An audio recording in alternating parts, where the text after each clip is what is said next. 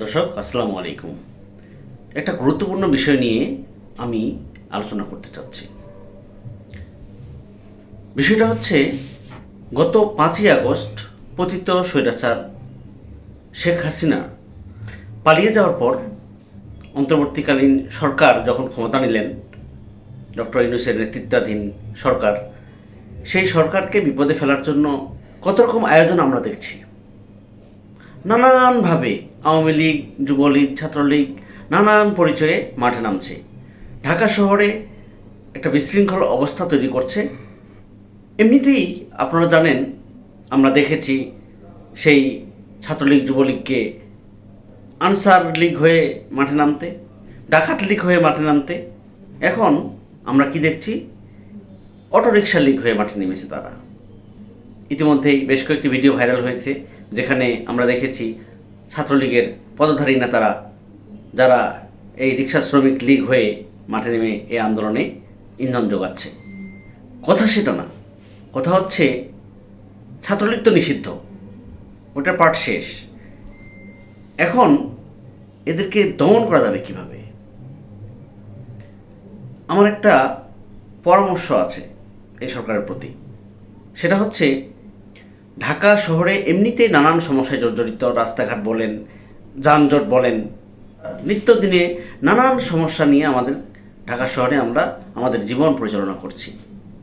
এখন প্রতিদিন কোনো না কোনো আন্দোলন হচ্ছে, গ্যাদারিং হচ্ছে, মিছিল সমাবেশ হচ্ছে, বিক্ষোভ হচ্ছে।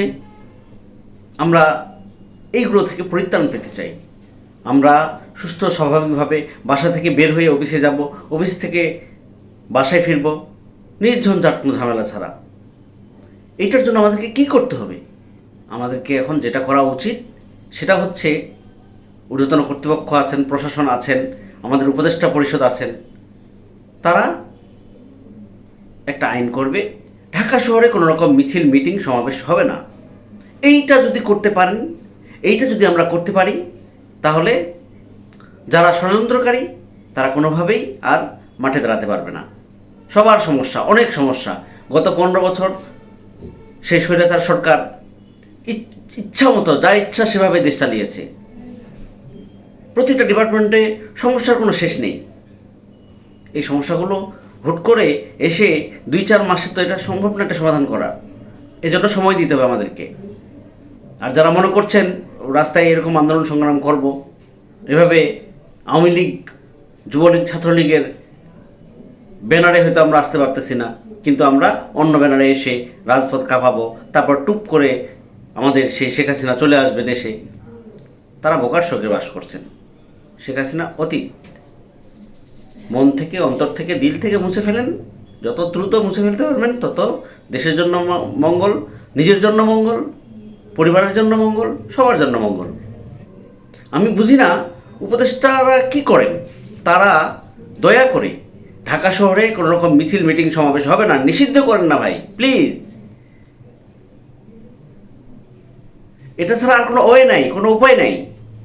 প্রতিদিন কোনো না কোনো ঝামেলা হচ্ছে। কয়েকদিন আগে আমরা দেখলাম ঢাকার ঢোকার পথগুলো বন্ধ করে দিয়েছে। কারা বন্ধ করেছে? গার্মেন্টস শ্রমিকরা।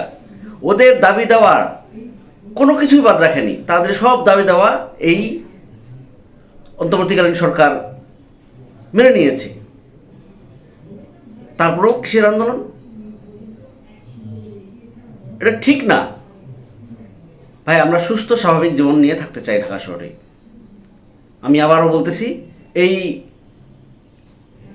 মিছিল, মিটিং, সমাবেশ আপনারা নিষিদ্ধ করে দেন। একটাই কথা, আপনারা মিছিল, সমাবেশ, কোনো রকম আবদার, কোনো রকম দাবি দেওয়া, এসব ঢাকা শহরে হবে না। এসব নিয়ে কেউ রাস্তায় ঢাকা শহরে দাঁড়াতে পারবে না। আর এরকম যদি হয়, এটা যদি হয়, তাহলে আমরা একটু নিরাপদে, সুস্থ মস্তিষ্কে, সুস্থ শরীরে আমরা একটু শান্তি মতো ঢাকা শহরে থাকতে পারবো। নাহলে তো কয়েকদিন পর দেখা যাবে আমাদেরকে ঢাকা শহর ছেড়ে চলে যেতে হবে। আর পারা যাচ্ছে না ভাই।